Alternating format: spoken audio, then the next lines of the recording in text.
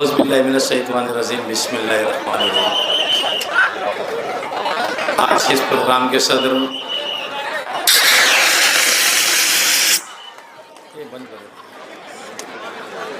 Stage पे बैठे हुए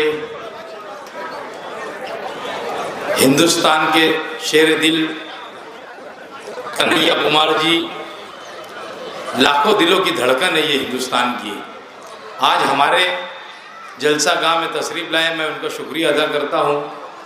और जलसा गांव में बैठे हुए हमारे बुजुर्ग हजरात, नौजवान साथी, स्टेज पे बैठे हुए तमाम पार्टी के महाविकास अघाड़ी के जिम्मेदारान, आज का ये जलसा 20 तारीख को होने वाले असेंबली चुनाव के लिए होने जा रहा है। आप सभी लोगों के जलसे सुनते होंगे।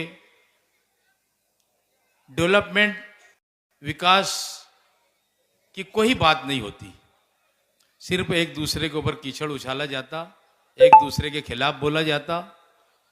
यही बात कल के अभी एक तो नया नाटक शुरू हो गया शहर के अंदर कि कोई उलमाए कराम कोई मस्जिदों में तकरीर करते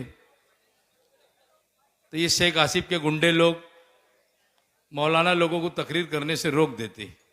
अगर एक मौलाना ने गलती किया तो दूसरे को जरूरत है कि ऐसा जरूरी है कि दूसरे को भी तुम तकरीर नहीं करने देंगे। मैं इसका खंडन करता हूं कि जो मस्जिदों के अंदर से ये बीमारी है, ये लानत, ये सियासी लानत को जो मस्जिदों तक लेके जाया जा रहा, इसका मैं निषेध करता हूं। मालेगांव शहर के अंदर आज पूरा शहर खंडर हो चुका। आज शहर के अंदर रोड रास्ते नहीं, एक एमबीबीएस कॉलेज नहीं, एक बीडीएस कॉलेज नहीं। हमारे शहर के रहनुमा इलेक्शन आता, वोट लेने के लिए चले आते। किसी को बिरादरी पे घमंड होता तो किसी को कायद के ऊपर घमंड होता कि भाई मैं, मेरी बिरादरी का कायद है, मैं शहर का कायद है, मुझे वोट देंगे। एक टाइम धोखा खाता आदमी दोबारा नहीं खाता। हमने उनको अच्छा समझ के दिया था, एक आलिम दीन समझ के उनको वोट दिया था और उनके लिए मेहनत करे थे कि भाई आपको मुझे, आप इनको देख के मत वोट दो। अवैसी आए, उन्होंने कहा, हम लोगों ने कहा था कि भाई वोट दो, ये इंशाअल्लाह ताला शहर का काम करेंगे, मगर वो भी शहर के लिए खरा नहीं उतरे। मैं शहर के लोगों को एक बात बोलना चाहता हूं कि शहर में इतनी बढ़ती हुई गुंडागर्दी, इसका जिम्मेदार कौन है? ये बहैसियत एमएलए अगर ये चाहते तो ये शहर के अंदर जो गुंडागर्दी कर रहे, इसको 1 मिनट के अंदर मसल के रख देते थे। इनके पास इतना पावर था, मगर इन्होंने अपने पावर का कभी इस्तेमाल नहीं किया।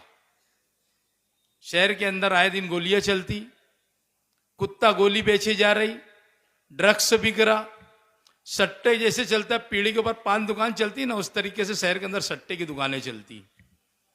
मगर हमारे एमएलए साहब की ये सारी चीजों के ऊपर पकड़ नहीं है। आप लोगों को मुझे क्यों वोट देना है, मैं मुख्तसर सी बात करूंगा, क्योंकि आज हमारे कन्हैया जी दिल्ली से हमारे लिए यहां पर आए। उनको आज मुझे भी सुनना है और आप लोगों को भी सुनना है। मुझे वोट क्यों देना है आप लोगों को मैं बताते चलूं कि मैं शहर के अंदर 25 साल से इस शहर के अंदर कारपोरेटर हूं। मैंने शहर के अंदर काम किया। कोई भी मुसीबत आन पड़ी तो ये शहर के लोग मुझे, मेरे सिवा किसी को नहीं फोन करते। सबसे पहले अगर किसी को फोन करते तो वो शख्स एजाज बेग रहता। कोरोना में आपने देखा, आपने मालेगांव शहर के अंदर 2001 के फसाद में मुझको देखा कि मैंने किस तरीके से कौम की खिदमत किया। 2 बम ब्लास्ट हुए,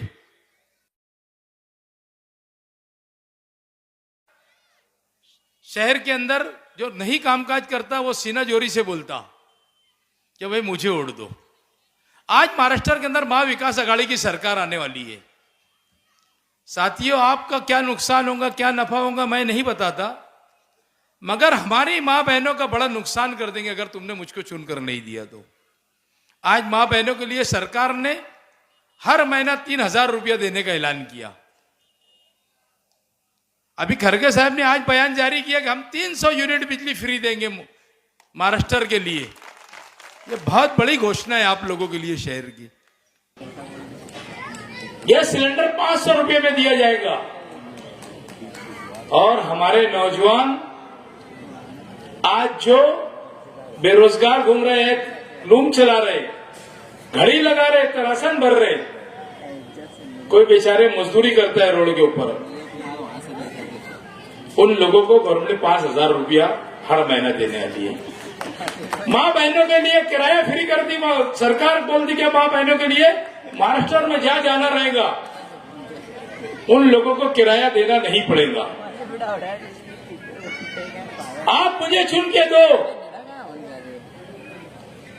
कसम खुदा की खा के कहता हूं, ये शहर का डेवलपमेंट, ये शहर के अंदर MBBS कॉलेज, ये शहर के अंदर BDS कॉलेज किस तरीके से बने,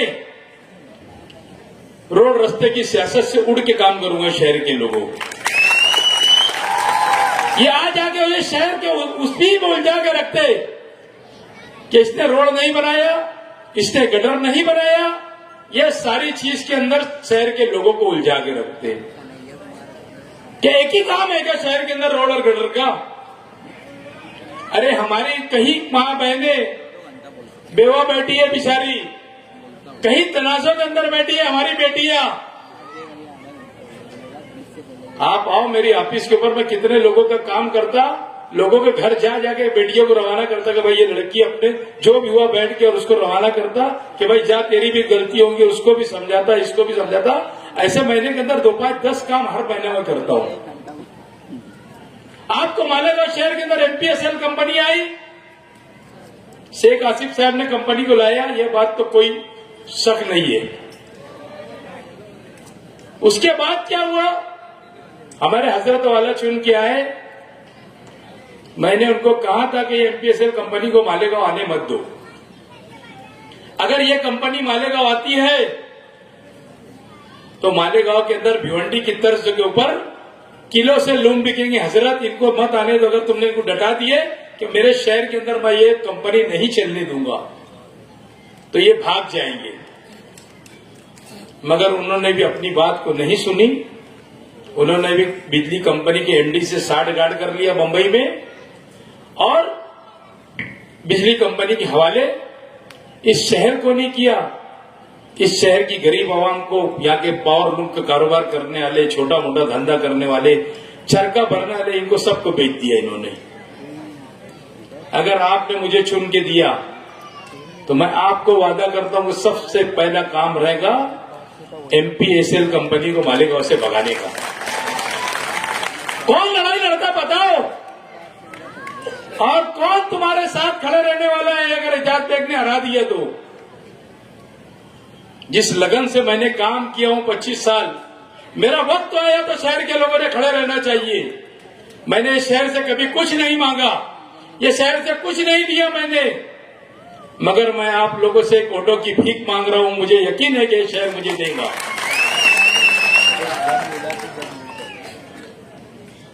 इतना गिर गए लीडर लोग शहर के। मैंने पीछे भी कहा था, कल के जलसे में कहा था, आज के जलसे में भी बोल रहा हूं मैं कि पीछे 52 टीचर लोगों का मामला था, उन लोगों को स्कूल बोर्ड ने निकाल दिया था। उसमें 40 बेटियां ऐसी थी, किसी की शादी होने वाली थी, किसी की बातचीत लग गई थी कि ये बच्ची टीचर है, ये बोल के दिया गया था। हम लोगों ने जद्दोजहद करके उस वक्त को उपायुक्त शिरीष पवार को मैंने बैठा के बोला कि कोई भी हाल में इन लोगों का काम करके दो। पूछ लेना, कसम खुदा की खा के कह रहा हूं, वो बेटियों के घर वालों से पूछ लेना, उनका ऑर्डर तक के करा के दिया था कि ये ऑर्डर है, आप अपने स्कूल के अंदर जाके रुजू हो। मगर शेख आसिफ साहब को जरा सी बर्दाश्त नहीं हुई। उन्होंने उसके ऊपर भी अपना खेल खेला, सियासत खेला, और उसमें कहीं बेटियों की शादी टूट गई। बताओ शहर के लोगों, ऐसे लोगों को तुम शहर में नुमाइंदगी देगी क्या? एक वक्त दे दो मुझे, बस 5 साल ज्यादा वक्त नहीं होता। हजरत को बोलना तुम उनसे पूर्ण नहीं पाते, तुम आराम करो, एजाज बेग को एक जिम्मेदारी दे दो। इनकी जो रिक्शा है इसके अंदर ही पिलखोड़ भेजूंगा, अगर नहीं भेजा तो एजाज बेग मत बोलना। इनकी जो रिक्शा है ना उसके अंदर ही पिलखोड़ भेजूंगा। आप लोगों को बहुत सूझबूझ रखने की जरूरत है इस इलेक्शन के अंदर। आप जब वोट देने जाएंगे तो 2 बिल देखना है आपको कि एमपीएसएल कंपनी जब आई उसके बाद का बिल चेक कर लेना वोट देने के पहले, और जो कंपनी नहीं थी उसके पहले का भी बिल देख लेना कि जब कितना बिल आता था, राज कितना बिल आता। शहर के लोगों तुम्हारी खरीद फरोख्त हो जाती, 200-500 के अंदर बिक जाते, मगर नुकसान एक गधा 30,000-40,000 रुपए में बिकता, और या तो 200-500 रुपए के अंदर लोग बिक जाती। गधे की कीमत से तुम्हारी कीमत कम लगाई जाती, क्योंकि सूझबूझ जिन लोगों को नहीं है ऐसी आवाम बिक जाती। जो सूझबूझ रखने वाले लोग हैं वो अपने जहनियत से वोट देते, दिमाग से वोट देते, किसको देना है, पूरी खानदान को बोलते कि इसको वोट दो।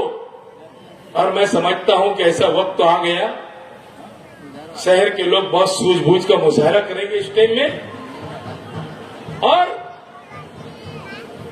हमारे नगर सेवक फारूक फैजुल्ला साहब आए, हम उसका इस्तेकबाल करते हैं। मैं समझता हूं कि आप लोगों को सूझबूझ का मुजाहरा करना है।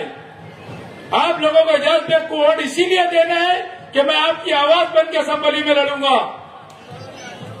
वो मुर्गी चोर का पूरा बोलता ना नितेश राणे, तो मुझे चुन के दो, उसकी मुर्गी भी जमा करके लेकर आ जाऊंगा मालेगांव के अंदर में।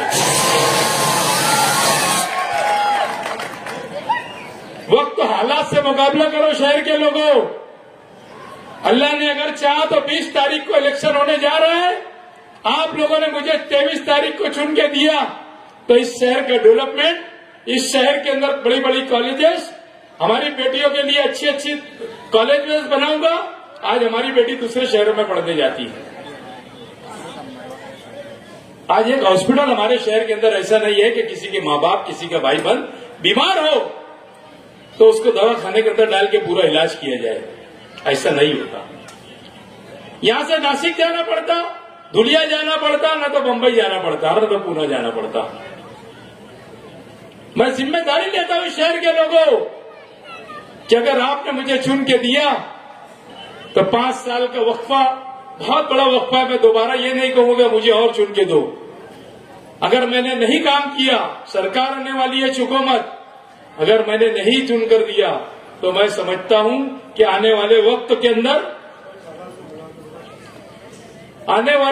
अंदर ये शहर पछताएगा।